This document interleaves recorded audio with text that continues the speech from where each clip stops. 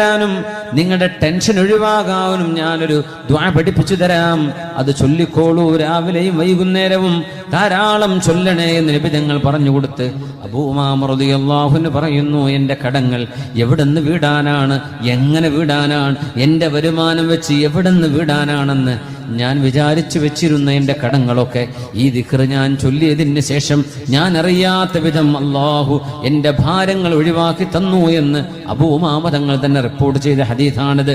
اللهم إني أعوذ بك من الهم والحزن وأعوذ بك من العجز والكسل وأعوذ بك من الجبن والبخل وأعوذ بك من غلبة الدين وقهر الرجال. അല്ലാഹുവേ, ഞാൻ നിന്നോട് കാവൽ ചോദിക്കുന്നു റബ്ബേ, മിനൽ ഹമ്മി വൽ ഹസൻ, അല്ലാഹുവേ ടെൻഷൻ വരുന്നതിൽ നിന്ന്, സങ്കടത്തിൽ നിന്ന് നിന്നോട് കാവൽ ചോദിക്കുന്നു റബ്ബേ. വഅഊദു ബിക മിനൽ അജ്സി വൽ കസൽ,